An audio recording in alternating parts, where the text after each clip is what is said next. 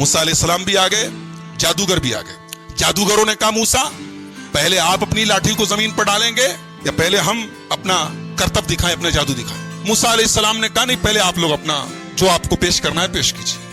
جادوگروں کے پاس بڑی بڑی رسی تھی, انہوں نے رسی کو زمین پہ ڈالا, ڈھیر سارے سانپ بن گئے, سینکڑوں کی تعداد میں سانپ بن گئے. موسیٰ علیہ السلام ڈر گئے. اللہ نے کہا ڈرو نہیں موسیٰ, ان کے پاس جادو ہے اور تمہارے پاس اللہ کی طاقت ہے, ایمان کی طاقت, تمہیں ڈرنے کی ضرورت نہیں, تم بس اپنی لاٹھی کو زمین پہ ڈالو. اب موسیٰ علیہ السلام نے جب لاٹھی کو زمین پہ ڈالا تو وہ لاٹھی سانپ نہیں بنی, وہ اژدہا بن گئی, اجگر بن گئی. اجگر جو تمام سانپوں میں سب سے بڑا سانپ ہوتا ہے, اور اس اژدہے نے تمام جتنے جادوگروں کی رسیاں جو سانپ نظر آ رہی تھی, وہ نظروں کا دھوکہ تھا, انہوں نے اپنے جادو سے لوگوں کی آنکھوں پر پٹی ڈالی تھی, اس اژدہے نے ان کے تمام جادو کو ختم کر دیا, ان کے سانپ ختم ہو گئے, فوراً ان کو نگل لیا. اب جادوگر جو تھے وہ سب جادوگر تھے, وہ یہ جانتے تھے کہ جادو کیا ہوتا ہے اور ایمان کی طاقت کیا ہوتی. ان کو یہ اندازہ تو ہو گیا کہ موسیٰ علیہ السلام نے جو دکھایا وہ جادو نہیں ہے. فَأُلْقِيَ السَّحَرَةُ سَاجِدِينَ, تمام کے تمام جادوگر سجدے میں گر گئے. قَالُوا آمَنَّا بِرَبِّ الْعَالَمِينَ, رب موسیٰ و ہارون, کہا کہ ہم ایمان لاتے ہیں رب العالمین کے اوپر, ہم ایمان لاتے ہیں موسیٰ کے رب کے اوپر, ہم ایمان لاتے ہیں ہارون کے رب کے اوپر. فرعون نے کہا ارے, اب فرعون کی سٹی پٹی گھوم کہ یہ تو موسیٰ کی پارٹی میں چلے گئے. کہا کہ تم لوگ ایمان لے آئے مجھ سے پوچھے بغیر, مجھ سے اجازت لیے بغیر. اس کا مطلب کہ پہلے سے پری پلانڈ پلان تھا, تم لوگوں کا پلاننگ کر کے آئے تھے, پہلے سے سنگا منگوا تھی, ساٹھ گاٹ تھی, اور آ کے یہاں بن رہے ہو. تو کہا کہ جادوگرو تمہیں پتا نہیں ہے, میں نے انعام دینے کی بات کہی تھی نا, میں سزا بھی بہت خطرناک دیتا ہوں. لَأُقَطِّعَنَّ أَيْدِيَكُمْ وَأَرْجُلَكُمْ مِنْ خِلَافٍ, تمہارا داہنا ہاتھ کٹواؤں گا اور بایاں پیر کٹواؤں گا, بایاں ہاتھ کٹواؤں گا تو داہنا پیر کٹواؤں گا. وَلَأُصَلِّبَنَّكُمْ أَجْمَعِينَ, اور سولی پر چڑھا دوں گا. جادوگروں نے کہا لا ضیر انا الی ربنا منقلب, کوئی حرج نہیں, جانا تو اپنے ربی کے پاس ہے نا. اللہ اکبر.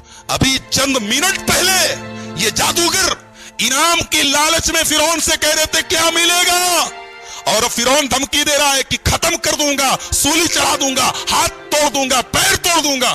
کہتے کوئی غم نہیں, انا الی ربنا منقلب, جانا تو اپنے رب کے پاس ہے.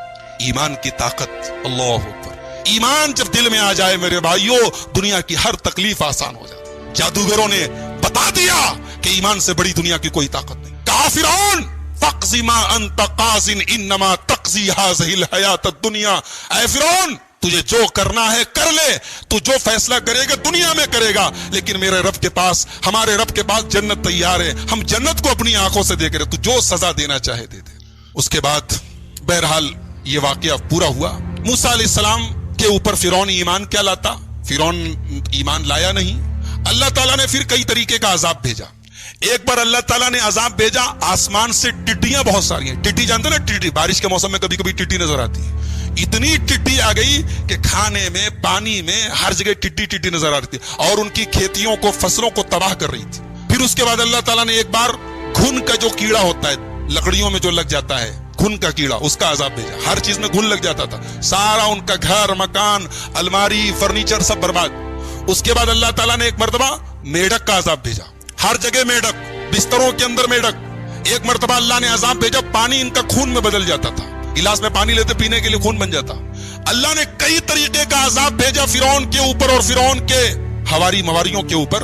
اور جب عذاب آتا تو وہ سب کہتے موسیٰ علیہ السلام سے کہ آپ اپنے رب سے دعا کر دیجئے, ہم ایمان لے آئیں گے, مگر ایمان نہیں لاتے. اس کے بعد اللہ نے آخر میں حضرت موسیٰ سے کہا ایک کام کرو, جتنے بنی اسرائیل ہیں ان کو لے کر راتوں رات تو مصر چھوڑ کے چلے جاؤ. چنانچہ موسیٰ علیہ السلام نے تمام بنی اسرائیل کو جمع کیا اور کہا کہ آج کی رات ہم سب کو نکلنا ہے. ٹائم فکس ہو گیا, دن فکس ہو گیا. حضرت موسیٰ علیہ السلام تمام بنی اسرائیل کو راتوں رات لے کے چلے. فرعون کو بھنک لگ گئی.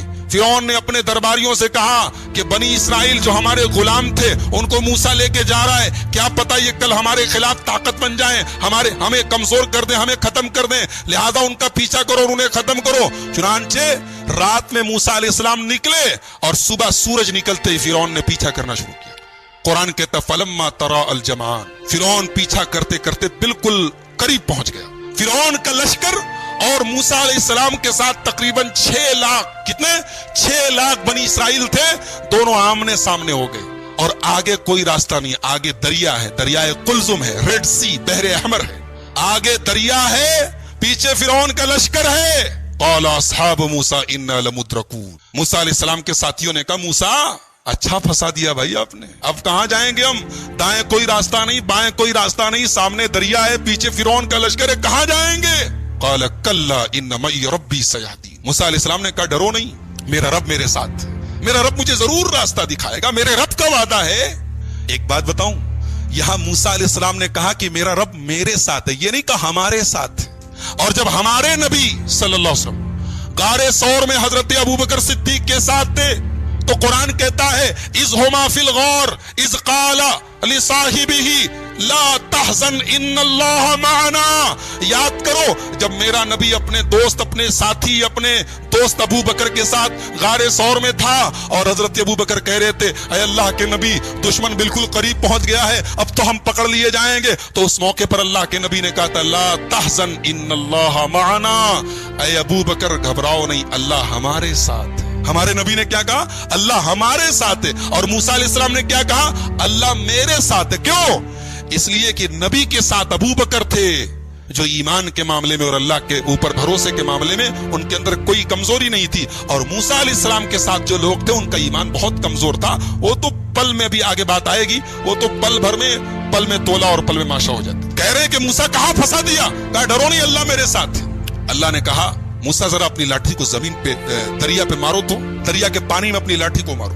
موسیٰ علیہ السلام نے لاٹھی کو زمین پہ مارا, سمندر کے پانی میں مارا, فانفلق, دریا کا پانی پھٹ گیا, دریا کے بیچ میں راستہ بن گیا. فکان کل فرق کالطود العظیم, اور دونوں طرف, یہ کولر بند کر دیجئے ڈسٹرب کر رہا ہے, دونوں طرف دریا کا پانی رک گیا اور پہاڑ کے طرح کھڑا ہو گیا.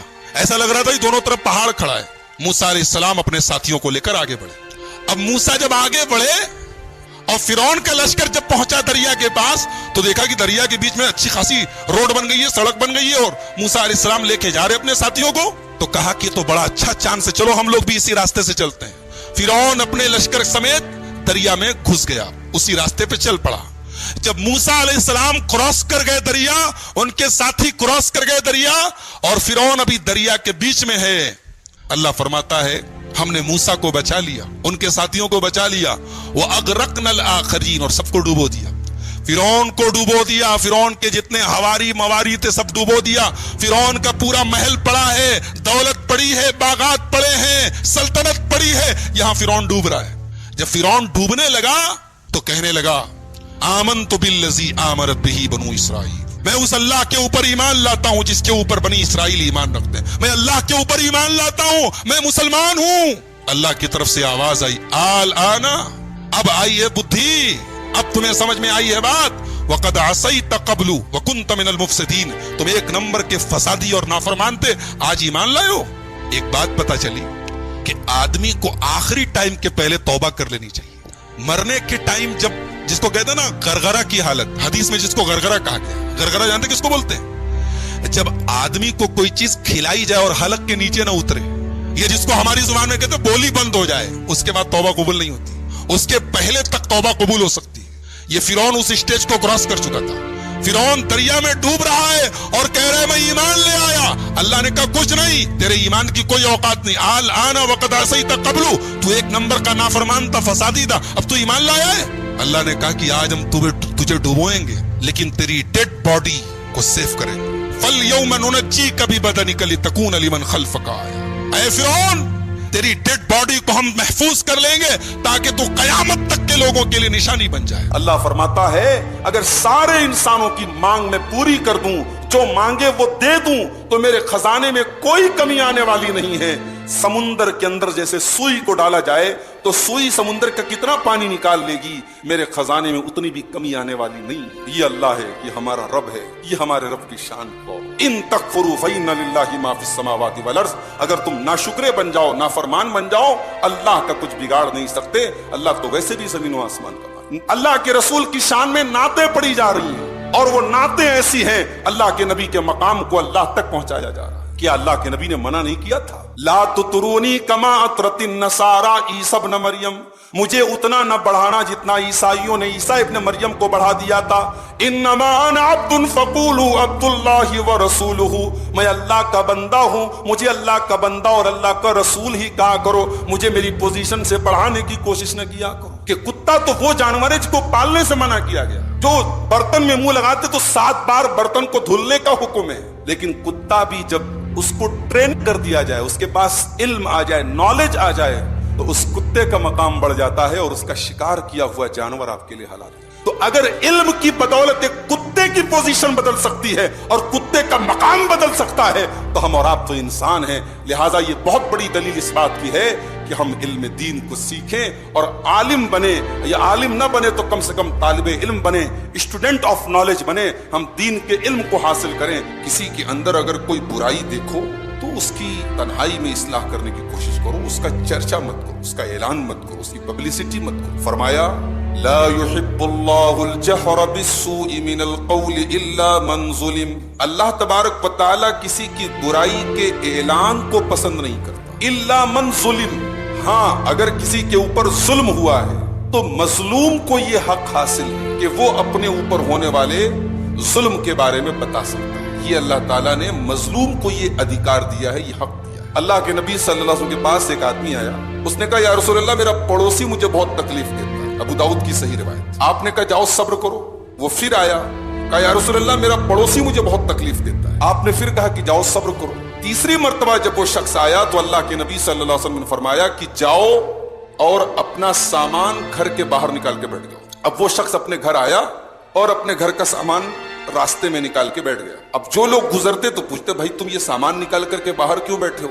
تو وہ بتاتا کہ بھائی میرا پڑوسی مجھے بہت تکلیف پہنچا رہا ہے اور میں اسی لیے سامان نکال کے بیٹھا. تو اب جتنے راستے سے گزرنے والے گزرتے اور اس کے پڑوسی کی یہ حرکت سنتے تو پڑوسی پر لعنت کرتے کہ بڑا ہی واہیات آدمی ہے، بہت ہی بیکار آدمی ہے جو تمہارے ساتھ ایسا کر رہا ہے، اللہ کی لعنت ہو اس کے اوپر. لوگ لعنت کرتے. اب جتنے گزرنے والے ہیں سب لعنت کرنے لگے تو پڑوسی آ کر کے بولا کہ بھائی تم اپنا سامان اندر لے کے جاؤ، آج کے بعد میں تمہیں تکلیف نہیں پہنچاؤں. تو مظلوم کو یہ حق حاصل ہے کہ وہ اپنے اوپر ہونے والے ظلم کا اعلان کر سکتا ہے، بتا سکتا ہے. باقی کسی کی برائی کا چرچا کرنے کا حق نہیں. اس آیت کا ایک اور مطلب بھی علماء نے بتایا ہے، لا يحب اللہ الجہر بالسوء من القول الا من ظلم. اللہ تبارک و تعالی کسی برائی کے اعلان کو پسند نہیں کرتا. ایک ہوتا ہے کہ انسان نے برائی کی اور ایک یہ ہے کہ اپنی برائی کی پبلسٹی کر رہا ہے، برائی کا اعلان کر رہا ہے، برائی پر فخر کر رہا ہے.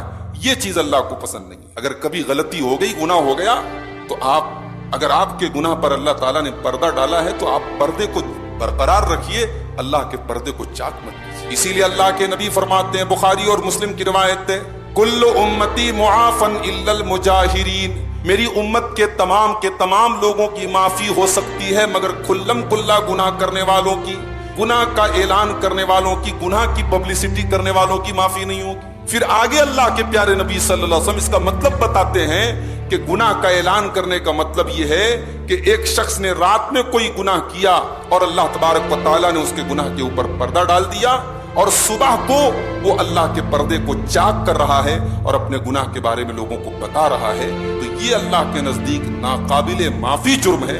اس کی معافی اللہ نے فرمایا کہ برائی کے اعلان کو اللہ پسند نہیں کرتا. اس کے بعد اللہ نے فرمایا کہ اگر کسی نیکی کا آپ اعلان کرتے ہیں تو اللہ کو وہ بھی پتا ہے، اور کوئی نیکی آپ چھپ کر کے کرتے ہیں اللہ کو وہ بھی پتا ہے، اور آپ کے اوپر کسی نے کوئی ظلم کیا، کچھ غلط کیا، آپ نے معاف کر دیا، اللہ کو یہ بھی پتا ہے. ان تبدو خیرا او تخفوه او تعفو عن سوء فإن اللہ کان عفوا قدیرا. اگر تم کسی بھلائی کو ظاہر کر کے کرتے ہو یا کسی بھلائی کو چھپا کر کے کرتے ہو، او تعفو عن سوء یا کسی کی کوئی برائی کو نظر انداز کر دیتے ہو، معاف کر دیتے ہو، فإن اللہ کان عفوا قدیرا، تو اللہ تبارک و تعالی معاف کرنے والا اور قدرت رکھنے والا ہے. کیا مطلب یہ ہے کہ اللہ تبارک و تعالی انتقام لے سکتا ہے، سزا دے سکتا ہے، پھر بھی وہ تم کو معاف کر دیتا ہے. تو تم بھی انتقام کی قدرت ہونے کے باوجود معاف کر دیا. شریعت نے بدلہ لینے کی اجازت دی ہے. اگر ہمارے اوپر کسی نے کوئی برائی کی، کوئی ظلم کیا، ہم بدلہ لے سکتے ہیں، مگر بدلہ لینے کی طاقت کے باوجود ہم معاف کر دیں، یہ زیادہ بہتر ہے. اسی لیے اللہ تعالیٰ نے سورہ شورى کے اندر فرمایا وَجَزَاءُ سَيِّئَةٍ سَيِّئَةٌ مِثْلُهَا فَمَنْ عَفَا وَأَصْلَحَ فَأَجْرُهُ عَلَى اللَّهِ. برائی کا بدلہ اسی کے جیسی برائی ہے، لیکن اگر کوئی معاف کر دے اور صلح کر لے تو اس کا ثواب اللہ تعالیٰ کے ذمے ہے. تو معاف کر دیا کرو. اللہ نے فرمایا کہ میرے بندو مجھے دیکھو، اللہ کو دیکھو، اپنے رب کو دیکھو کہ وہ قدرت رکھتا ہے، تمہیں سزا دے سکتا ہے، پھر بھی وہ تمہیں معاف کر دیتا ہے، تو تم بھی قدرت کے باوجود معاف کرو. اس کے بعد یہودیوں کے جرائم بیان کیے گئے کہ یہودیوں پر یہ جو پھٹکار برس رہی ہے، یہ ذلت کے کوڑے برسے پوری دنیا میں ذلیل ہوئے، کیوں ہوئے؟ ان کے مختلف جرائم اللہ نے بیان کیے.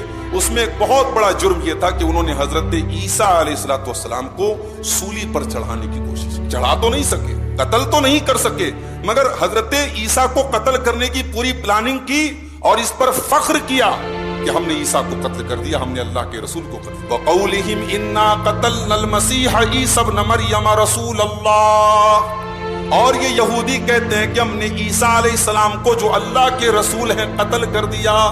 کتنی بڑی ظالم قوم تھی. یعنی ایک طرف یہ بھی کہہ رہی ہے کہ اللہ کے رسول تھے، انہیں اس بات پر کوئی شرمندگی نہیں کہ ہم نے ایک رسول کو قتل کر دیا. کہتے کہ ہم نے عیسیٰ ابن مریم کو جو اللہ کے رسول ہیں قتل کر دیا. لیکن اب قرآن آگے کیا کہہ رہا ہے؟ وَمَا قَتَلُوهُ وَمَا صَلَبُوهُ وَلَكِنْ شُبِّهَ لَهُمْ. نہ تو انہوں نے عیسیٰ کو قتل کیا تھا، نہ سولی پہ چڑھایا تھا، بلکہ ان کو شبہے میں ڈال دیا گیا تھا. عیسیٰ علیہ السلام کی جگہ انہوں نے کسی اور کو سولی پہ چڑھا دیا. اللہ تعالیٰ نے حضرت عیسیٰ کا ہم شکل بنا دیا ایک دوسرے انسان کو، اس کو انہوں نے سولی پہ چڑھا دیا، اور اللہ تعالیٰ نے حضرت عیسیٰ علیہ السلام کو زندہ ان کے روح اور جسم کے ساتھ آسمان پر اٹھا. لیکن انہوں نے یہ کیا سمجھا کہ ہم نے قتل کر دیا. فرمایا کہ وما قتلوه وما صلبوه ولكن شبه له. نہ تو انہوں نے قتل کیا، نہ انہوں نے سولی پہ چڑھایا، بلکہ ان کو شبہے میں ڈال دیا. اچھا، اس کے بعد انہوں نے تو یہ دعویٰ کیا کہ ہم نے قتل کر دیا، لیکن ان کا آپس میں بھی اختلاف ہونے لگا. وَإِنَّ الَّذِينَ اخْتَلَفُوا فِيهِ لَفِي شَكٍّ مِّنْهُ مَا لَهُمْ بِهِ مِنْ عِلْمٍ إِلَّا اتِّبَاعَ الظَّنِّ وَمَا قَتَلُوهُ يَقِينًا. جو لوگ عیسیٰ علیہ السلام کے بارے میں اختلاف کرتے ہیں وہ شک میں پڑے ہوئے ہیں، ان کے پاس کوئی علم نہیں ہے، صرف شک ہے، گمان ہے، وہ گمان کی بنیاد پر باتیں کرتے ہیں، ان کے پاس کوئی یقینی علم نہیں ہے.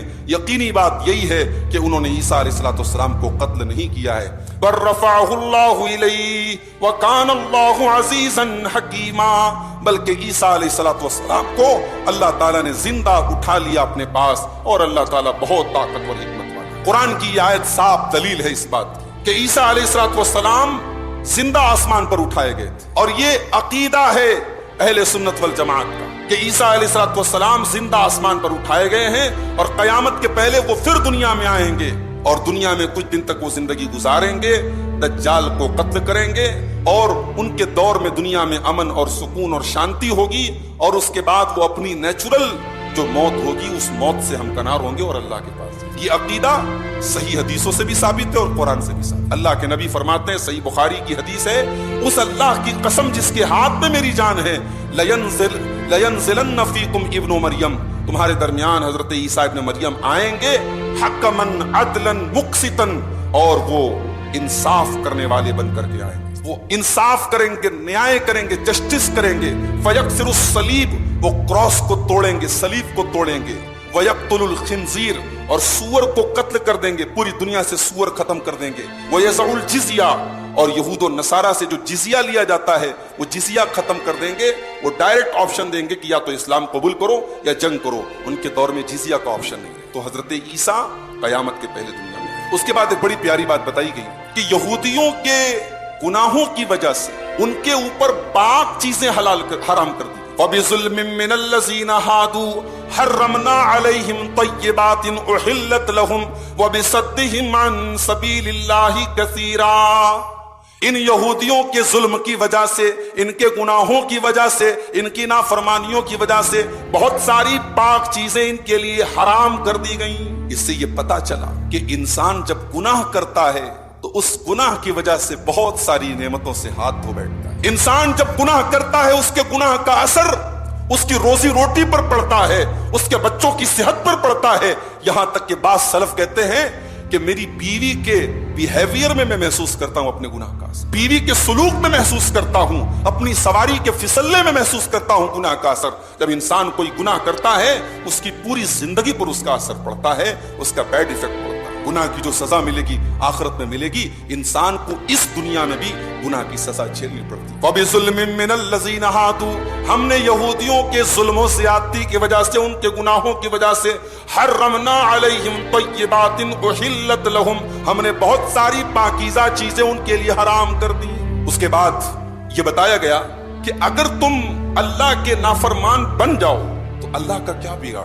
ان تکفروا فإن للہ ما فی السماوات والارض، اگر تم اللہ کے نافرمان بن جاؤ، ناشکرے بن جاؤ، کافر بن جاؤ، تب بھی زمین و آسمان کی تمام چیزوں کا مالک اللہ ہے، اس کی حکومت میں کوئی کمی آنے والی نہیں ہے، اس کی سلطنت میں کوئی کمی آنے والی نہیں ہے۔ انسان یہ نہ سوچے کہ میری عبادت سے نعوذ باللہ اللہ تعالیٰ کا کوئی فائدہ ہو رہا ہے اور میرے عبادت نہ کرنے سے اللہ کا کوئی نقصان ہو رہا ہے۔ صحیح مسلم کی ایک حدیث ہے، حدیث قدسی ہے، اللہ کے پیارے نبی صلی اللہ علیہ وسلم فرماتے ہیں کہ اللہ تعالیٰ فرماتا ہے، یا عبادی، اے میرے بندو، لو ان اولکم و آخرکم و انسکم و جنکم، اے میرے بندو اگر سارے کے سارے لوگ مل جائیں، جتنے پہلے کے لوگ تھے، جتنے بعد کے لوگ تھے، جتنے انسان تھے، جتنے جنات تھے، کانوا علی اتقا قلب رجل واحد منکم، سب اتنے نیک بن جائیں، اتنے فرما بردار بن جائیں، اتنے متقی بن جائیں کہ سب سے زیادہ متقی انسان کے دل کی طرح سب کا دل ہو جائے، سب کا دل تقوی سے بھر جائے، سب کے دل میں تقوی بھر جائے، ما زاد فی ملکی شیئا، تو میری حکومت میں کوئی زیادتی، کوئی بڑھوتری ہونے والی نہیں ہے۔ اور اے میرے بندو اگر سارے کے سارے لوگ، پہلے کے لوگ، بعد کے لوگ، سارے کے سارے انسان، سارے کے سارے جنات، کانو علی افجر قلب رجل واحد منکم، اگر سب کے سب اتنے برے ہو جائیں، اتنے نافرمان ہو جائیں کہ سب سے برے انسان کے دل کی طرح ان کا دل ہو جائے، ما نقص من ملکی شیئا، تو میری حکومت میں کوئی کمی آنے والی نہیں۔ تو ہمارے ایمان لانے سے نہ تو اللہ تبارک و تعالیٰ کی حکومت میں کوئی اضافہ ہونے والا ہے، اور نہ ہمارے ایمان نہ لانے سے اللہ کے حکومت میں کوئی کمی آنے والی ہے۔ اور حدیث پاک کا اگلا ٹکڑا ملاحظہ فرمائیں، اللہ کے نبی فرماتے ہیں، لو ان اولکم وآخرکم وانسکم وجنکم قاموا فی صعید واحد، اے میرے بندو اگر سارے کے سارے انسان اور سارے کے سارے جنات، جتنے اب تک دنیا میں آئے تھے اور جتنے آنے والے ہیں، سب کے سب ایک میدان میں اکٹھا ہو جائیں، فسألونی، اور سب مجھ سے سوال کریں، سب مجھ سے مانگے، فآتیت کل انسان مسألتہ، اور ہر انسان کو جو مانگے میں دے دوں، ما نقص من ملکی شیئا الا کما ینقص المخیط من البحر اذا ادخل فیہ، اللہ فرماتا ہے اگر سارے انسانوں کی مانگ میں پوری کر دوں، جو مانگے وہ دے دوں، تو میرے خزانے میں کوئی کمی آنے والی نہیں ہے۔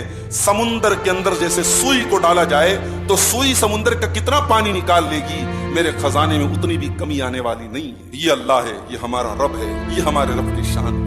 ان تکفروا فإن للہ ما فی السماوات والارض، اگر تم ناشکرے بن جاؤ، نافرمان بن جاؤ، اللہ کا کچھ بگاڑ نہیں سکتے، اللہ تو ویسے بھی زمین و آسمان کا۔ اس کے بعد اہل کتاب کے بگاڑ کی وجہ بتائی، اہل کتاب کیوں گمراہ ہوئے، یہودی کیوں گمراہ ہوئے، عیسائی کیوں گمراہ ہوئے، اور ان کے اندر جو گمراہی کا سبب تھا وہ سبب آج اگر مسلمانوں کے اندر ہے تو مسلمان بھی گمراہ ہو جائیں۔ قل یا اہل الکتاب لا تغلوا فی دینکم ولا تقولوا علی اللہ الا الحق، اے نبی آپ کہہ دیجئے، اے اہل کتاب، اے یہودیوں، اے عیسائیوں، لا تقولوا علی اللہ الا الحق، ایک تو اپنے دین کے اندر تم غلو مت کرو، اور اللہ کے بارے میں کوئی ایسی بات مت کرو جو غلط ہو، غلو مت کرو۔ غلو کا مطلب سمجھتے ہو؟ غلو کا مطلب یہ ہے کہ جس چیز کو 1 سینٹی میٹر ہونا چاہیے ہم اس کو 1 میٹر کا درجہ دیں۔ ایک پی ایچ ڈی کرنے والے کو ہم جاہل کہیں اور ایک جاہل کو پی ایچ ڈی کرنے والے کے مقام پر پہنچا دیں، یہ ہے غلو۔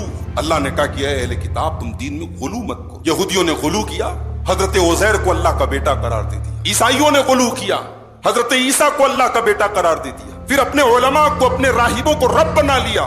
ان کے علماء نے جن چیزوں کو حلال کہا ان کو حلال قرار دے دیا، جن کو حرام کہا اس کو حرام قرار دے دیا۔ تورات کچھ بھی کہہ رہی ہو، انجیل کچھ بھی کہہ رہی ہو، انہوں نے اپنے علماء کو رب کا درجہ دے دیا۔ یہ وہ غلو تھا جس نے اہل کتاب کو برباد کیا۔ اور یہی غلو ہے جس نے مسلمانوں کو برباد کیا۔ کیا مسلمانوں نے وہ کام نہیں کیا؟ ارے اللہ کے نبی کو چھوڑ دیجئے، خود حضرت علی کے بارے میں جو باتیں آج بیان کی جاتی ہیں، اللہ کی پناہ، حضرت علی کو نعوذ باللہ اس مقام تک پہنچا دیا جاتا ہے کہ انہیں سارے نبیوں سے افضل قرار دیا جاتا ہے، اور یہ کہا جاتا ہے کہ صاحب سارے نبیوں سے افضل ہیں۔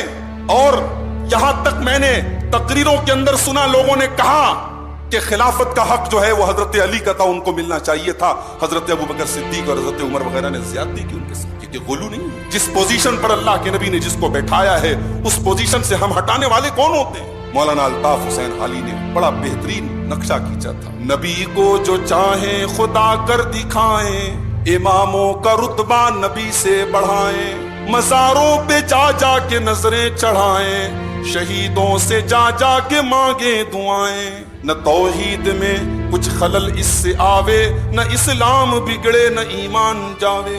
یہ آج کے مسلمان کہا، اماموں کا مقام نبی سے بڑھا رہا ہے، شہیدوں سے جا جا کے دعائیں مانگ رہا ہے، مگر صاحب پکا توحید والا ہے، جنت اس کے باپ کی ہے، اپنے آپ کو جنتی سمجھے۔ جو کام یہودیوں نے کیا، جو کام عیسائیوں نے کیا، ہم اور آپ کریں گے تو اللہ ہمیں معاف کر دے گا۔ کیوں صاحب؟ ہم کوئی دودھ کے دھولے ہیں؟ ہمیں کوئی پر لگے ہوئے ہیں؟ اللہ نے یہودیوں اور عیسائیوں کے یہ جرم بیان کر کے ہمیں اور آپ کو چتایا ہے، ہمیں اور آپ کو وارننگ دی ہے کہ اگر یہ غلطی تم کرو گے تو تمہیں بھی معاف نہیں کیا جائے۔ قُلْ يَا أَهْلَ الْكِتَابِ لَا تَغْلُوا فِي دِينِكُمْ وَلَا تَقُولُوا عَلَى اللَّهِ إِلَّا الْحَقَّ۔ اے نبی آپ کہہ دیجئے کہ اے اہل کتاب، تم دین کے اندر غلو مت کرو۔ آج آپ دیکھ لیجئے اللہ کے رسول کی شان میں نعتیں پڑھی جا رہی ہیں، اور وہ نعتیں ایسی ہیں اللہ کے نبی کے مقام کو اللہ تک پہنچایا جا رہا ہے۔ کیا اللہ کے نبی نے منع نہیں کیا تھا؟ لا تطرونی کما اطرت النصارى عیسی ابن مریم، مجھے اتنا نہ بڑھانا جتنا عیسائیوں نے عیسیٰ ابن مریم کو بڑھا دیا تھا۔ انما انا عبد فقولوا عبد اللہ ورسولہ، میں اللہ کا بندہ ہوں، مجھے اللہ کا بندہ اور اللہ کا رسول ہی کہا کرو، مجھے میری پوزیشن سے بڑھانے کی کوشش نہ کیا کرو۔ کیا اس امت نے بھی اپنے علماء کو رب نہیں بنا لیا؟ اپنے پیروں کے آگے جا کر کے سر نہیں جھکا رہے لوگ؟ کتنے اپنے آپ کو پیر اور بزرگ اور لوگوں کا پیشوا کہلانے والے عورتیں ان کے ہاتھ اور پیر چوم رہی ہیں، مرد آ کر کے ان کے آگے سجدہ کر رہے ہیں۔ کیا یہود و نصارہ کی یہ حرکت نہیں ہے میرے بھائی؟ سچ فرمایا تھا اللہ کے پیارے نبی جناب محمد رسول اللہ صلی اللہ علیہ وسلم نے، صحیح بخاری اور صحیح مسلم کی روایت ہے، لَتَتَّبِعُنَّ سُنَنَ مَنْ كَانَ قَبْلَكُمْ، تم ضرور اپنے سے پہلے کے لوگوں کے طریقے پر چلو گے، شبرم بشبرن، اگر وہ ایک بالشت چلیں گے تو تم ایک بالشت چلو گے، اگر وہ ایک ہاتھ چلیں گے تو تم ایک ہاتھ چلو گے، حَتَّى لَوْ دَخَلُوا جُحْرَ ضَبٍّ لَسَلَكْتُمُوهُ، اگر وہ کسی کوہ نام کے جانور کے بل میں چلے جائیں گے تو تم بھی ان کے بل میں چلے جاؤ گے۔ صحابہ نے پوچھا، اے اللہ کے نبی، کیا آپ یہود و نصارہ کی بات کر رہے ہیں؟ تو اللہ کے پیارے نبی نے فرمایا، فمن، اور کس کی بات کر رہا ہوں، تم یہود و نصارہ کے طریقے پر چلے۔ تو دین کے اندر غلو، اس نے یہود و نصارہ کو بھی برباد کیا تھا اور آج اس امت کو بھی برباد کیا۔ اس کے بعد سورہ مائدہ شروع ہوتی ہے۔ سورہ مائدہ میں اللہ تعالیٰ نے ایک اصول بیان کیا، بڑا پیارا اصول بیان، تعاونوا علی البر والتقوی ولا تعاونوا علی الاثم والعدوان۔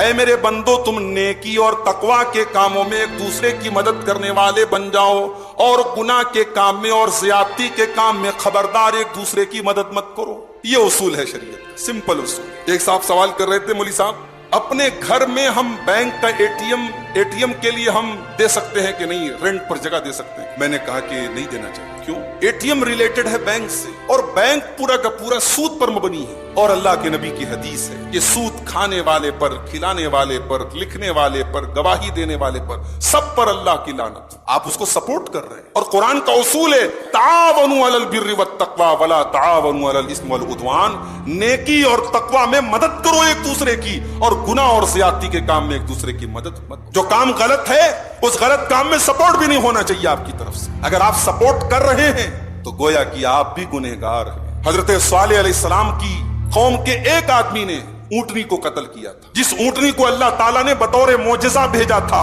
اور حضرت صالح علیہ السلام نے کہا تھا، خبردار اس اونٹنی کو ہاتھ مت لگانا۔ ایک بدبخت اٹھا اور اس نے اس اونٹنی کو کاٹ ڈالا، قتل کر دیا، لیکن ساری قوم سائلنٹ تھی اس جرم کی، ساری قوم خاموش تھی، ساری قوم اس بری حرکت پر خاموش تھی۔ اللہ نے اس جرم کو ساری قوم کی طرف منسوب کیا۔ اللہ نے فرمایا قرآن کے 30ویں پارے میں، فَكَذَّبُوهُ فَعَقَرُوهَا انہوں نے صالح علیہ السلام کو جھٹلا دیا اور سب کے سب نے اس اونٹنی کو قتل کر ڈالا. فدمدم علیہم ربہم بذنبہم فسواہا. ان کے گناہوں کی وجہ سے اللہ تعالیٰ نے ان کے اوپر اپنا عذاب نازل کیا. بھئی اونٹنی کو قتل کرنے والا تو ایک آدمی تھا نا, جرم ایک نے کیا تھا, مگر اللہ نے جمع کا صیغہ استعمال کیا. فکذبوہ فعقروہا. ان سب نے کاٹ ڈالا اس اونٹنی کو. پتا چلا کہ جو جرم پر ایگری کر رہے تھے, جو جرم کے اوپر سائلنٹ تھے, جنہوں نے جرم کو جرم نہیں مانا, اللہ نے ان کو بھی مجرم قرار دیا. اس لیے گناہ کے کاموں میں کبھی ایک دوسرے کی مدد نہ کرو. اس کے بعد وہ آیت آتی ہے جو عرفہ کے دن, جمعہ کے دن عرفہ کا دن تھا اور عرفات کے میدان میں اللہ کے نبی پر نازل ہوئی. اور یہ وہ آیت ہے جس آیت میں اللہ تعالیٰ نے اسلام کے مکمل ہونے کا اعلان. یہ وہ آیت ہے جس آیت نے بدعات و خرافات کے تمام جتنے بہانے بیان کیے جاتے ہیں سب کو ختم کر دیتی ہے, سب کو ڈائنامائٹ کر دیتی ہے یہ آیت. اور یہ آیت دین کے مکمل ہونے کا اعلان. الیوم اکملت لکم دینکم واتممت علیکم نعمتی ورضیت لکم الاسلام دینا. آج میں نے تمہارے دین کو مکمل کر دیا اور میں نے اپنی نعمت تم پر تمام کر دی اور اسلام کو میں نے دین کی حیثیت سے پسند کر لیا. دین مکمل ہو گیا.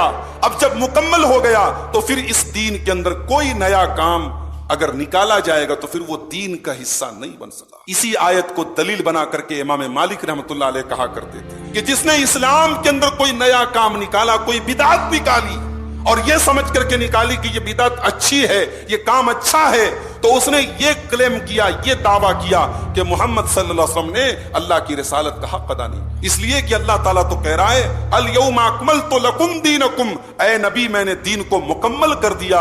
تو جو چیز اس دن دین میں شامل نہیں تھی وہ آج بھی دین میں شامل نہیں ہو سکتی. یہ امام مالک اپنے دور میں کہہ رہے ہیں. امام مالک کا دور کب کا ہے؟ اللہ کے نبی سے 100 سال بعد کا دور ہے. آج تو 1400 سال کا عرصہ گزر گیا. آج بھی دین کے نام پر کچھ بھی کیا جا رہا ہے. کہیں نبی کے بال نکالے جا رہے ہیں, کہیں نبی کا امامہ نکالا جا رہا ہے, کہیں نبی کے پیدائش کا جشن منایا جا رہا ہے. کیا کیا نہیں ہو رہا ہے دین کے نام پر. تو جو چیز 1400 سال پہلے دین کا حصہ نہیں تھی وہ آج بھی دین کا حصہ نہیں ہو سکتی. اس کے بعد یہ بتایا گیا کہ اگر کسی جانور کو ٹرین کر دیا جائے, شکار کرنے کے لیے ٹرین کر دیا جائے, اور وہ ٹرین کیا ہوا جانور کسی حلال جانور کا شکار کر لے تو وہ حلال ہے, وہ جائز. مثال کے طور پہ کتا ہے, کتا بھی شکاری ہوتا ہے, یا باز ہے, یا چیل ہے. تو اس طریقے کے شکاری جانوروں کو اگر ٹرین کیا جائے اور اس کے بعد اللہ کا نام لے کر کے بسم اللہ اللہ اکبر پڑھ کر کے ان کو چھوڑا جائے اور وہ کسی جانور کا شکار کر کے لاتے ہیں تو وہ حلال ہے. لیکن اس میں کچھ کنڈیشن اور شرطیں ہیں. پہلی کنڈیشن یہ ہے کہ ہم جس جانور کو کے ذریعے شکار کریں وہ ٹرین ہو, اس کو شکار کرنے کی ٹریننگ دی گئی ہو, اس کو سکھایا گیا ہو. پھر دوسری شرط یہ ہے کہ ہم نے بسم اللہ پڑھ کے چھوڑا ہو. تیسری شرط یہ ہے کہ خود سے نہ گیا ہو, جب ہم نے چھوڑا ہو تب وہ شکار کی طرف اس نے وہ دوڑ لگائی ہو. اور چوتھی شرط یہ ہے کہ اس میں سے خود کچھ نہ کھایا. اس نے مان لیجئے ہرن کا شکار کیا اور بکری کا شکار کیا, خرگوش کا شکار کیا, اس میں سے اس شکاری کتے نے یا شکاری چیل نے یا شکاری چیتے نے خود کچھ نہ کھایا ہو. اگر خود کھایا ہے تو جائز. دیکھیے شریعت کا مزاج دیکھیے. بھائی دنیاوی حساب سے آپ دیکھیں تو بھائی گوشت تو تب بھی مل رہا ہے ہم کو. اگر اس نے منہ لگا دیا, 2-4 لقمے کھا لیے, 2-4 بوٹی کھا لیا, تو کیا فرق پڑتا ہے؟ فرق پڑتا ہے. شریعت کہہ رہی کہ اس شکاری کتے نے اس میں سے خود کچھ نہ کھایا ہو. اور 5ویں شرط یہ ہے کہ اس کے شکار میں کوئی دوسرا جانور شامل نہ ہوا. اگر آپ نے کسی جانور کو بھیجا اور ساتھ میں کوئی دوسرا جانور بھی حملہ کر رہا ہے تب اس کو آپ نہیں کھا سکتے. یہ 5 کنڈیشنز اگر پوری ہوں تو آپ شکاری کتے یا شکاری جانور کا شکار کیا گیا گوشت کھا سکتے. اللہ نے فرمایا يَسْأَلُونَكَ مَاذَا أُحِلَّ لَهُمْ قُلْ أُحِلَّ لَكُمُ الطَّيِّبَاتُ. اے نبی لوگ آپ سے سوال کرتے ہیں کہ ہمارے لیے کیا حلال ہے. آپ بتا دیجئے کہ تمام پاکیزہ چیزیں تمہارے لیے حلال قرار دی گئی ہیں.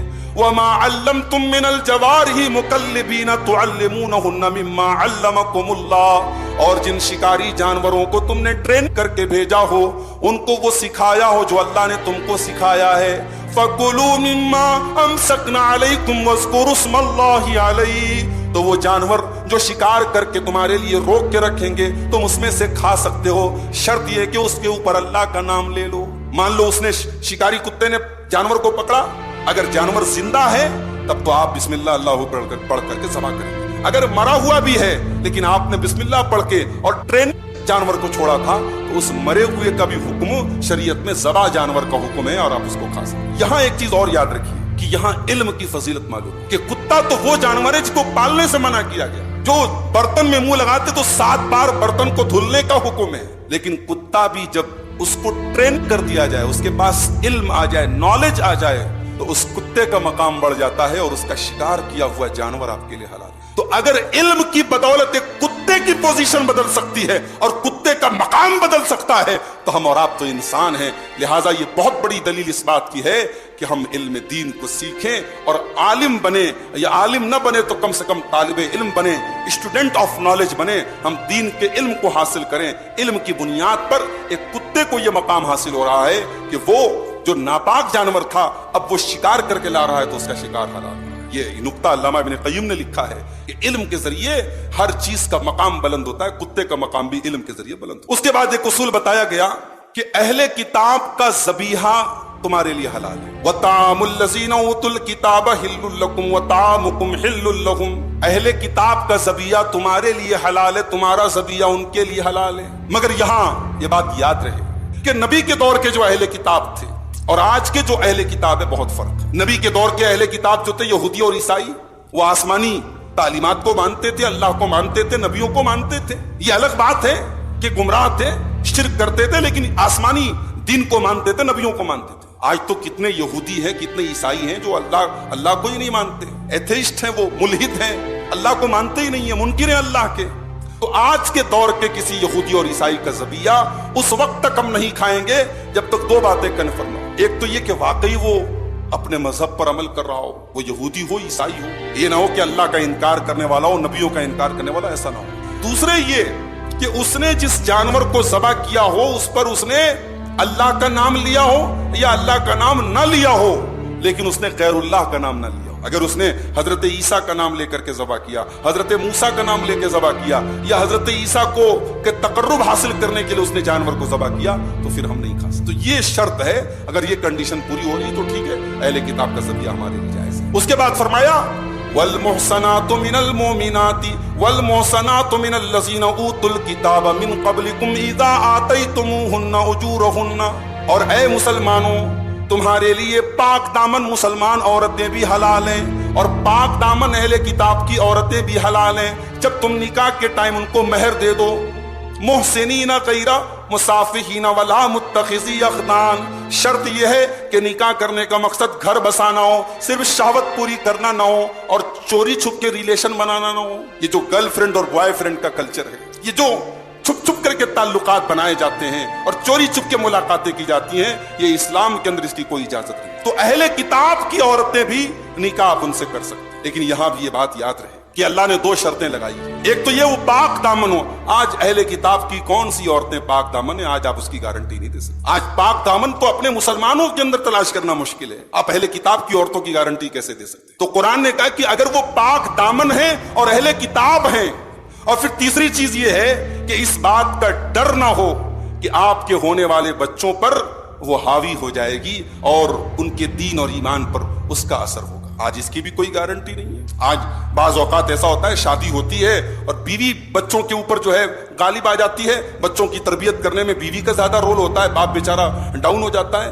تو ان کنڈیشنز کو دیکھتے ہوئے علامہ ابن باز وغیرہ نے منع کیا ہے کہ نہیں, آج کے دور میں اہل کتاب ٹھیک ہے جائز تو ہے, اللہ نے قرآن نے جائز قرار دیا ہے, مگر جو کنڈیشنز لگائی ہیں وہ کنڈیشنز آج پوری نہیں ہو رہی ہیں. اس لیے اہل کتاب کی عورتوں سے نکاح نہیں ہونا چاہیے. جائز ہے اگر کوئی نکاح کر لے تو ہم اس کو حرام یا ناجائز نہیں کہیں گے, جو اس کے پیدا ہونے والے بچوں کو شرعی اعتبار سے حرام نہیں کہا جائے گا, مگر جو کنڈیشنز بتائی گئی کہ ایک تو پاک دامن ہو اور دوسری یہ کہ اپنے مذہب پر وہ اہل کتاب کے مذہب پر ہو, آج یہ دونوں شرطیں پوری ہونی بہت مشکل ہے. اس لیے اہل کتاب کی عورتوں سے نکاح کرنے سے پرہیز کرنا چاہیے. اس کے بعد اب اگلی جو چیز اللہ تعالیٰ نے بیان کی وہ یہ ہے کہ ایک اصول بیان کیا جاتا ہے کہ everything is fair in love and وار.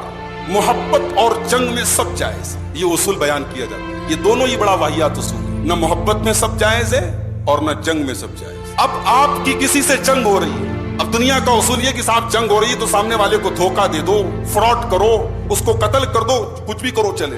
اسلام کہتا ہے نہیں, دشمنی میں بھی آپ انصاف کا دامن ہاتھ سے جانے دیجیے. یا ایھا الذین آمنوا کونوا قوامین للہ شہداء بالقسط، اے ایمان والو حق پر قائم رہنے والے بن جاؤ، انصاف کی گواہی دینے والے بن جاؤ۔ ولا یجرمنکم شنآن قوم علی الا تعدلوا اعدلوا هو اقرب للتقوی، اور خبردار کسی قوم سے تمہاری اگر دشمنی ہے تو دشمنی کا یہ مطلب نہیں ہے کہ تم ناانصافی کرو۔ اے مسلمانوں، تم انصاف کا دامن کبھی ہاتھ سے جانے نہ دو۔ اعدلوا هو اقرب للتقوی، ہمیشہ عدل و انصاف کا دامن تھامے رکھو، یہی تقوی سے قریب ترین ہے۔ دشمن کے ساتھ بھی آپ کو ناانصافی نہیں کرنا۔ آج لوگ اپنے سگے بیٹوں کے ساتھ ناانصافی کرتے۔ 5 بیٹے ہیں، ایک بیٹے کو آپ نے پوری زمین جائیداد دے دی اور باقی 4 کو محروم کر دیا۔ کیوں صاحب؟ کہتے وہ بڑا بیٹا میرا بڑا فرما بردار ہے، میرا بڑا خیال رکھتا ہے، میں بیمار ہوتا ہوں دوا لاتا ہے، باقی 4 تو بڑے نافرمان۔ آپ کے بیٹے نافرمان ہو جائیں، آپ کا خیال نہ رکھیں، تب بھی آپ کو اس ناانصافی کی اجازت ہے۔ اپنی اولاد کے ساتھ بھی آپ کو انصاف کرنا ہے، عدل کرنا ہے۔ بڑی تقریریں ہوتی ہیں والدین کے حقوق پر، والدین کے یقیناً حقوق ہے اور ہمیں ان حقوق کا لحاظ رکھنا چاہیے، مگر شریعت نے اولاد کے بھی کچھ حقوق رکھے۔ والدین اولاد کے حقوق کو بھی جانیں۔ ایک باپ کو معلوم ہونا چاہیے کہ میری اولاد کے میرے اوپر کیا حقوق۔ آج بچوں کے نام لوگ ڈھنگ سے نہیں رکھتے، بچوں کے نام الٹے سیدھے رکھتے ہیں، بچوں کا عقیقہ نہیں کرتے طاقت کے باوجود، بچوں کی صحیح تربیت نہیں کرتے، اور بچے بڑے ہو جاتے ہیں ان کے ساتھ ناانصافی کرتے۔ بچوں کے ساتھ بھی عدل کرو میرے پیارے سے۔ اللہ کے نبی کے پاس ایک صحابی آئے، یا رسول اللہ ایک پراپرٹی ہے، ایک باغ ہے، اپنے ایک بیٹے کو دینا چاہتا ہوں۔ صحابی کا نام تھا بشیر، بیٹے کا نام تھا نعمان۔ کہا کہ یا رسول اللہ بیٹے کو ایک زمین کا ٹکڑا دینا چاہتا ہوں اور آپ کے پاس آیا ہوں، آپ کو گواہ بنانا چاہتا ہوں اس چیز کے۔ اللہ کے نبی نے فرمایا کہ اور بھی بیٹے ہیں تمہارے؟ کہا کہ ہاں اور بھی بیٹے ہیں۔ کہا سب کو دیا ہے یہ پراپرٹی، سب کو دیا ہے یہ باغ؟ کہا نہیں سب کو نہیں دیا ہے۔ آپ نے فرمایا کہ یہ ظلم ہے اور میں ظلم کے اوپر گواہی نہیں دے سکتا۔ تمہارے اگر اور بھی بیٹے ہیں تو جب تک برابر سب کو وہ باغ نہیں دے دو گے، محمد الرسول اللہ اس ہبہ کے اوپر گواہی نہیں دینے والے ہیں، یہ ظلم ہے، اور مجھ سے تم یہ توقع مت رکھو کہ میں ظلم کے اوپر گواہی دوں۔ اور آگے آپ نے یہ بھی فرمایا اتقوا اللہ وعدلوا بین اولادکم، اللہ سے ڈرو اور اپنی اولاد کے درمیان عدل و انصاف۔ تو عدل و انصاف اتنی ضروری چیز ہے میرے بھائیوں، کہ جس کی 2 بیویاں ہیں دونوں بیویوں کے ساتھ انصاف کرنا ہے، جس کی اولاد ہے اولاد کے ساتھ انصاف کرنا ہے، جس کو سماج کا قاضی بنایا گیا، سماج کے اندر پنچ بنایا گیا، سماج میں اس کو فیصلہ کرنے والا بنایا گیا، اس کو حکم دیا گیا کہ تجھے کبھی انصاف کا دامن ہاتھ سے نہیں چھوڑنا ہے۔ تو اعدلوا هو اقرب للتقوی، انصاف کا دامن کبھی ہاتھ سے نہ جانے دو، یہی تقوی سے زیادہ قریب ترین چیز ہے۔ اس کے بعد ایک چیز یہ بتائی گئی کہ یہودیوں نے جب اللہ سے وعدہ کر کے وعدہ توڑ دیا، اللہ نے ان کے دلوں کو سخت بنا دیا، اور بہت ساری چیزیں جو ان کو سکھائی گئی تھی وہ بھول گئے۔ آئیے آیت دیکھتے ہیں۔ اللہ نے فرمایا فَبِمَا نَقْضِهِمْ مِيثَاقَهُمْ لَعَنَّاهُمْ وَجَعَلْنَا قُلُوبَهُمْ قَاسِيَةً، انہوں نے اللہ تعالیٰ سے وعدہ کر کے وعدہ توڑ دیا تھا، اس لیے ہم نے ان کے اوپر لعنت برسائی اور ہم نے ان کے دلوں کو سخت بنا دیا۔ يُحَرِّفُونَ الْكَلِمَ عَن مَّوَاضِعِهِ، وہ اللہ تعالیٰ کے کلام میں تحریف کرنے لگے۔ وَنَسُوا حَظًّا مِّمَّا ذُكِّرُوا بِهِ، اور اللہ تعالیٰ کے کلام کو بھول گئے۔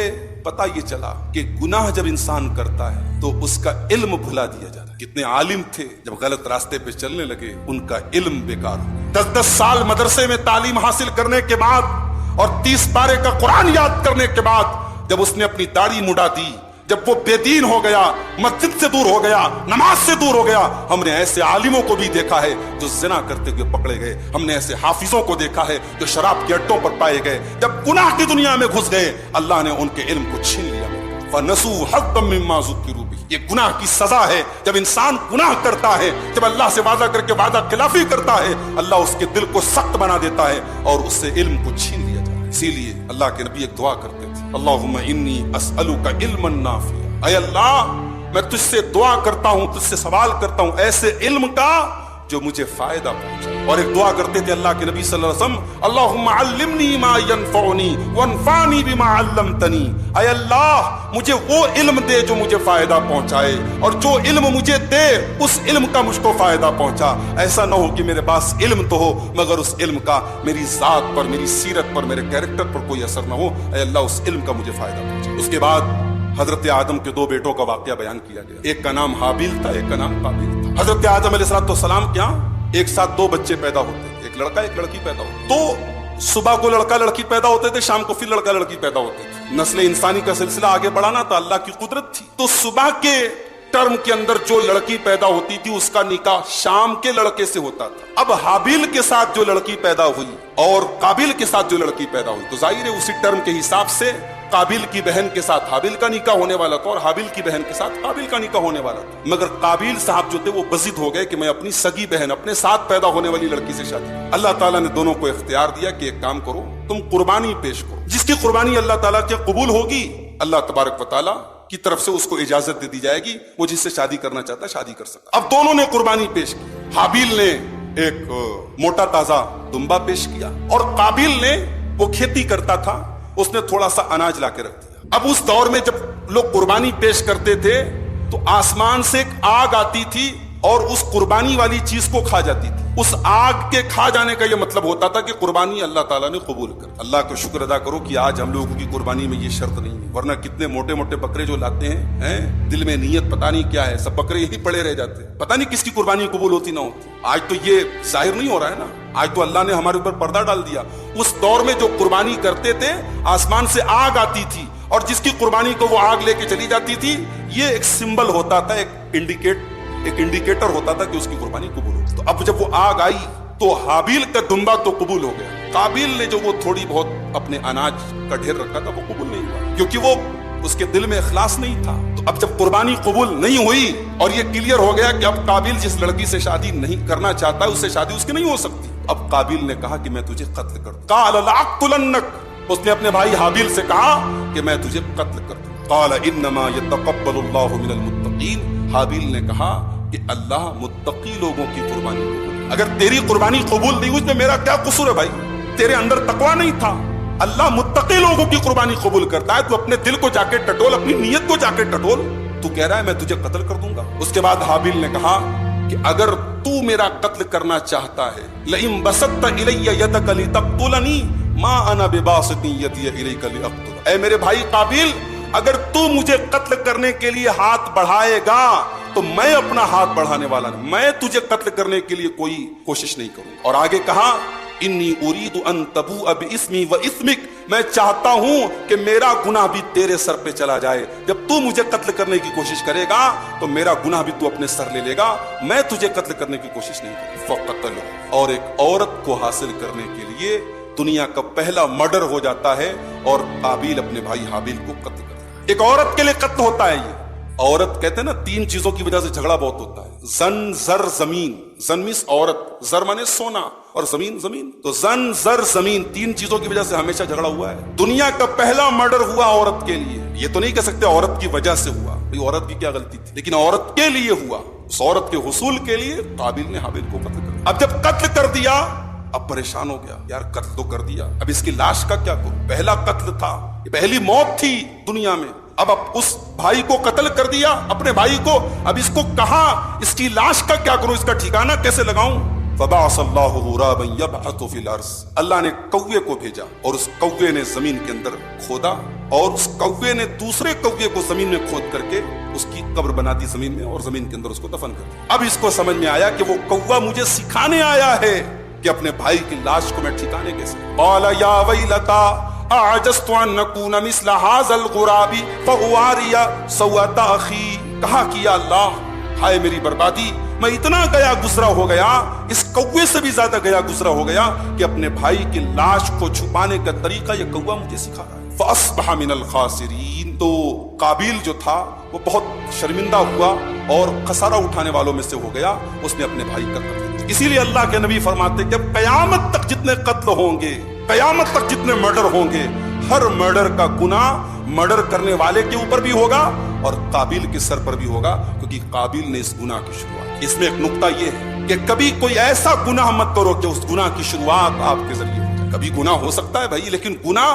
किसी गुनाह के इन्वेंशन करने वाले मत बनो, किसी गुनाह की शुरुआत आपकी जात के जरिए ना। हजरत लूत अलैहिस्सलाम की जो कौम थी, ये जो आज चल रहा है गैर फित्री रिलेशन, मर्द का मर्द के साथ ताल्लुक कायम हो रहा है, औरत का औरत के साथ ताल्लुक कायम हो रहा है ना, इस गंदगी की शुरुआत की थी हजरत लूत अलैहिस्सलाम की कौम। तो इसलिए इस बुराई के इजाद करने वाले वो बन गए। अल्लाह ने फरमाया कि बुराई की शुरुआत करने वाले बन गए। तो हजरत आदम के इन दोनों बेटों के वाक़े में हमारे लिए बहुत सारी इबरत और नसीहत है। अब एक आखिरी आयत पर हम रोशनी डाल करके बात खत्म करेंगे। अल्लाह ने फरमाया کہ یا ایھا الرسول بلغ ما انزل الیک من ربک، اے رسول آپ کے پاس جو کلام نازل کیا گیا ہے، جو شریعت نازل کی گئی، آپ اس کی تبلیغ کر دیجیے، اس کو پہنچا دیجیے. بلغ ما انزل الیک من ربک، اے نبی اللہ نے آپ کو جو شریعت دی ہے اس کی تبلیغ کیجیے. وَإِن لَّمْ تَفْعَلْ فَمَا بَلَّغْتَ رِسَالَتَهُ، اور اگر آپ نے ایسا نہیں کیا تو آپ نے رسالت کا حق ادا نہیں کیا. وَاللَّهُ يَعْصِمُكَ مِنَ النَّاسِ، اور اے نبی اللہ کا وعدہ ہے کہ اللہ آپ کے لوگوں سے حفاظت کرتا رہے گا. اس میں نقطہ یہ ہے کہ جب تک ہم دین کی تبلیغ کرتے رہے اللہ ہماری حفاظت کرتا رہے. اگر آپ اللہ کے دین کی تبلیغ کریں گے دنیا آپ کی دشمن بن جائے، لوگ آپ کے خلاف جتنی بھی پلاننگ کریں اور سازشیں کریں، اگر آپ کا منہج صحیح ہے، آپ کی دعوت صحیح ہے اور آپ رب کے دین کی دعوت دے رہے ہیں تو اللہ کا جو اپنے نبی سے وعدہ تھا وہی نبی کے وارثوں کے لیے بھی وعدہ ہے اور وہی اس امت کے سارے مبلغین کے لیے وعدہ ہے. واللہ یعصمک من الناس، اللہ ضرور آپ کو لوگوں سے بچائے. آج بھی اگر سچے دین کی آپ تبلیغ میں نکل جائیں اللہ کا وعدہ ہے اللہ ضرور آپ کی حفاظت کرے گا. بڑی مشہور روایت ہے صحیح بخاری کی، حضرت ابو ہریرہ کہتے ہیں کہ اللہ کے نبی نے مجھے صدقہ فطر کے غلے کی رکھوالی کی ذمہ داری عطا فرمائی. اس سے یہ بات بھی سمجھ میں آئی کہ صدقہ فطر کا جو اناج ہے وہ 1-2 دن پہلے بھی لیا جا سکتا ہے. صدقہ فطر کا جو غلہ آتا تھا، اناج آتا تھا، اس کی رکھوالی کی ذمہ داری اللہ کے نبی نے مجھے دی تھی. میں رکھوالی کر رہا تھا، رات میں دیکھا میں نے ایک چور آیا اور دیکھا کہ وہ غلہ نکال رہا ہے. میں نے پکڑا اس کا ہاتھ، کیا کر رہا ہے تو؟ اس نے کہا کہ بھائی میں بہت غریب ہوں، چھوٹے چھوٹے بچے ہیں، بڑی مجبوری میں یہ قدم اٹھایا، مجھے معاف کر دیجیے. حضرت ابو ہریرہ نے کہا نہیں میں چھوڑوں گا نہیں تجھے، میں اللہ کے رسول کے پاس لے کے جاؤں گا. اس نے کہا نہیں مجھے چھوڑ دیجیے، میں بہت ضرورت مند ہوں، میں بہت بھوکا پیاسا تھا اس لیے قدم اٹھایا، آئندہ ایسا کام نہیں کروں گا. حضرت ابو ہریرہ نے چھوڑ دیا. صبح ہوئی، اللہ کے نبی سے بیان کیا کہ اللہ کے نبی کل ایک چور آیا تھا، آپ نے فرمایا وہ پھر آئے گا، اس نے جھوٹ بولا ہے تم سے، پھر آئے گا. اب دوسرے دن حضرت ابو ہریرہ کہتے ہیں میں طاق میں بیٹھ گیا کہ اب نبی نے کہا یہ آنے والا ہے تو ضرور آئے گا. دوسرے دن دیکھا پھر آیا اور اناج چوری کرنے لگا، پکڑا میں نے. واللہ لارفعنک الی رسول اللہ، میں تجھے ضرور اللہ کے رسول کے پاس لے کے جاؤں گا. پھر گڑ گڑانے لگا، کہنے لگا چھوڑ دیجیے حضرت، بہت غریب ہوں، ضرورت مند ہوں، بھوکا پیاسا ہوں، بڑی مجبوری میں یہ قدم اٹھایا ہے. حضرت ابو ہریرہ نے ایک بار اور چھوڑ دیا. پھر صبح ہوئی، پھر اللہ کے نبی کے پاس آئے، کہا اللہ کے نبی کل پھر آیا تھا، بڑا گڑ گڑا رہا تھا، میں نے چھوڑ دیا. کہا ابو ہریرہ وہ جھوٹ بول رہا تھا، پھر آئے گا وہ. تیسرے دن پھر آیا. اب کی مرتبہ حضرت ابو ہریرہ نے کہا اب بیٹا تجھے چھوڑوں گا نہیں، میں اب تو ضرور میں تجھے اللہ کے رسول کے پاس لے کے جاؤں گا. اس نے کہا اچھا ایک کام کرتا ہوں، میں آپ کو ایک ایسی آیت بتاتا ہوں کہ اگر آپ رات میں اس آیت کو پڑھ کے سو جائیں تو شیطان آپ کے قریب نہیں آئے گا اور رات بھر اللہ تعالیٰ کی طرف سے حفاظت کرنے والا آپ کی حفاظت کرے. حضرت ابو ہریرہ نے کہا ٹھیک ہے بھائی بتا دو. اس نے کہا یہی آیت ہے، اللہ لا الہ الا هو الحی القیوم. اس نے یہ آیت بتائی، حضرت ابو ہریرہ نے چھوڑ دیا. صبح کو جب اللہ کے رسول کو پورا واقعہ بتایا، اللہ کے نبی نے فرمایا صدقک وہو کذوب، اے ابو ہریرہ وہ بتانے والا 1 نمبر کا جھوٹا تھا لیکن بات اس نے صحیح بتائی، بات سچی بتائی ہے لیکن بتانے والا جھوٹا تھا. ابو ہریرہ تم کو پتا ہے وہ کون تھا؟ ذاک الشیطان، وہ شیطان تھا. اب اس حدیث پر پورا ایک خطبہ دیا جا سکتا ہے. اس سے ایک بات تو یہ پتہ لگی کہ شیطان جو ہے وہ ہمارے مال میں چوری بھی کر سکتا ہے. کئی کیس تو میرے علم میں آئے، عورتوں کے زیور چوری ہو رہے ہیں، تجوری بند ہے، چابی ان کے پاس ہے اور زیور چوری ہو رہا ہے. جنات اور شیاطین چوری بھی کرتے ہیں ہمارے مال میں، ہمارے اناج میں. لیکن اگر ہم دعائیں پڑھ کر کے اور جو اللہ کے نبی نے اذکار بتائے ان کی پابندی کریں، کیا مجال ہے کہ وہ پہنچ سکے ہماری تجوری تک اور ہمارے مال تک. اور ایک بات یہ بھی پتہ لگی کہ شیطان کو پتا ہے کہ اس کے وائرس کا اینٹی وائرس کیا ہے. شیطان کو پتا ہے کہ کون سی دعائیں اور کون سی آیتیں ایسی ہیں کہ وہ پڑھی جائیں تو پھر میرا کوئی پاور نہیں چل سکتا. تو آیت الکرسی وہ آیت ہے. اللہ کے پیارے نبی ہر فرض نماز کے بعد اس کو پڑھنے کی تعلیم دیتے ہیں اور آپ فرماتے ہیں کہ جو فرض نماز کے بعد آیت الکرسی پڑھے گا اس کو جنت میں جانے سے کوئی چیز نہیں روک سکتی سوائے موت کے. یعنی وہ انسان مرنے کے بعد جنت میں جائے. کیا خاص بات ہے اس آیت کے اندر؟ یہ آیت الکرسی یہ انٹروڈکشن ہے اللہ کا، یہ تعارف ہے اللہ کا. اللہ کون ہے، اللہ کا پاور کیا ہے، اللہ کا مقام کیا ہے، اللہ کی عظمت کیا ہے، آیت الکرسی بتاتی ہے. اللہ لا الہ الا ہو، اللہ وہ ہے جس کے سوا کوئی عبادت کے لائق نہیں ہے. الحی وہ زندہ ہے، القیوم وہ سب کو قائم رکھنے والا ہے. او غیر اللہ کے در پر جا کر کے سر جھکانے والوں، تم جس کے آگے سر جھکا رہے ہو وہ سب کے سب یا تو مر چکے ہیں یا مرنے والے ہیں. اس کائنات میں اگر کوئی ایسی ذات ہے جو ہمیشہ سے ہے اور ہمیشہ رہے گی تو وہ صرف اور صرف اللہ کی ذات ہے، الحی جو زندہ ہے. باقی ہر انسان یا تو مر چکا ہے یا مرنے والا ہے. جتنی چیزوں کی عبادت کائنات میں ہو رہی ہے ان کی تین ہی کیٹیگری ہے، یا تو وہ مرنے والی ہیں یا مر چکی ہیں یا بے جان ہیں. اگر کوئی کائنات میں ایسی ذات ہے جو الحی ہے تو وہ اللہ کی ذات ہے. القیوم، اور وہ صرف زندہ نہیں ہے، وہ قیوم ہے. ساری کائنات اس کے دم سے قائم ہے. وہ کسی کے اوپر ڈیپینڈ نہیں ہے لیکن ساری کائنات اس کے اوپر ڈیپینڈ ہے. ساری کائنات میں اسی نے کرنٹ دوڑایا ہے. جس دن اس کا حکم ہو جائے گا زمین تباہ ہو جائے گی، آسمان پھٹ جائے گا، سمندر ختم ہو جائیں گے، دنیا فنا ہو جائے گی. یہ کائنات اگر قائم ہے، یہ زمین قائم ہے، یہ ذرا سی زمین ہلتی ہے زلزلہ آ جاتا ہے. ابھی دلی میں زلزلے کے جھٹکے محسوس کیے گئے، لوگ بے حال ہو گئے. ابھی ترکی کے اندر زلزلہ آیا، کتنی بڑی تباہی آئی. ابھی سیریا کے اندر اللہ نے ہلکی سی زمین کو ہلکی سی حرکت دے دی، کتنے لوگ مر گئے. قیوم ہے، وہ ساری کائنات کو قائم رکھنے والا ہے. دنیا کے بڑے بڑے بادشاہ جن کو اپنی حکومتوں پر ناز ہے اور جن کو یہ دعویٰ ہے کہ اپنی حکومت کے چپے چپے پر میں نظر رکھتا ہوں، لیکن بڑے بڑے بادشاہوں کو بھی رات میں وہ بھی آرام کرتے ہیں اور سوتے ہیں، اور 8 گھنٹے ہی صحیح 12 گھنٹے ہی صحیح اللہ وہ حاکم ہے، اللہ وہ بادشاہ ہے. اللہ کے پاور کا یہ حال ہے، لا تاخذہ سنۃ ولا نوم. اس کو کبھی نیند نہیں آتی، کبھی اونگ نہیں آتی، وہ کبھی سوتا نہیں ہے. ساری کائنات کے چپے چپے پر وہ نظر رکھنے والا ہے. ایک لمحے کے لیے بھی وہ غافل نہیں ہے. ایک لمحے کے لیے اس کو نہ تو اونگ آتی ہے نہ نیند آتی ہے. ایک ہوتی ہے نا جھپکی آ گئی، تراویح پڑھ رہے ہیں آپ، پڑھتے پڑھتے جھپکی آ گئی، درس میں بیٹھے ہیں جھپکی آ گئی. اور ایک ہوتا ہے انسان سو گیا، تو اللہ نہ سوتا ہے اور نہ اللہ کو جھپکی آتی. لہو ما فی السماوات و ما فی الارض، اور وہ اللہ آسمانوں اور زمین کی تمام چیزوں کا مالک ہے. لہو ما فی السماوات و ما فی الارض، آسمانوں اور زمین کی تمام چیزوں کا مالک ہے. اور اس کے دبدبے کا یہ عالم ہے، اس کے پاور کا یہ عالم ہے، اس کے روب و دبدبے کا یہ عالم ہے. من ذا الذی یشفع عنده الا باذنہ، کون ہے جو اللہ کی بارگاہ میں اللہ کی اجازت کے بغیر سفارش کر سکے. یہاں لوگوں نے بڑے بڑے سفارشی بنا کے رکھے ہیں، ہمارے پیر صاحب بچا لیں گے، ہمارے حضرت جی بچا لیں گے، ہمارے مولوی صاحب بچا لیں گے، ہمارے امام صاحب بچا لیں گے. من ذا الذی یشفع عنده الا باذنہ، اس کے پاور کا، اس کے دبدبے کا یہ عالم ہے. کس کی مجال ہے کہ اس کی بارگاہ میں زبان ہلا سکے جب تک وہ اجازت نہ دے. بھئی دنیا میں ہوتا ہے کسی بڑے سے کوئی کام لینا ہے تو اس سے بڑے سے ہم کانٹیکٹ کرتے ہیں، یا ایسی ذات سے کانٹیکٹ کرتے ہیں جس کا اس کے اوپر پریشر ہو. اللہ کے اوپر کسی کا پریشر نہیں ہے میرے بھائی، اللہ کے اوپر کسی کا زور نہیں ہے. اللہ سے کوئی زور سے منوا نہیں سکتا اپنی بات. ہمارے نبی بھی سفارش کریں گے قیامت کے دن تو تب کریں گے جب اللہ حکم دے گا، اور اس کے بارے میں سفارش کریں گے جس کے بارے میں اللہ اجازت دے گا. قبر پرست کے بارے میں نبی سفارش نہیں کریں گے، قبروں کے اور جھنڈوں کے آگے جھکنے والوں کی نبی سفارش نہیں کریں گے، معاف کیجئے، غیر اللہ کے در پر سر جھکانے والوں کی نبی سفارش نہیں کریں گے. اللہ کے نبی کی صاف حدیث موجود ہے بخاری شریف کی، آپ نے فرمایا قیامت کے دن میں اسی انسان کی سفارش کروں گا جو دنیا سے توحید پر گیا ہوگا، جو لا الہ الا اللہ کے اوپر گیا ہوگا.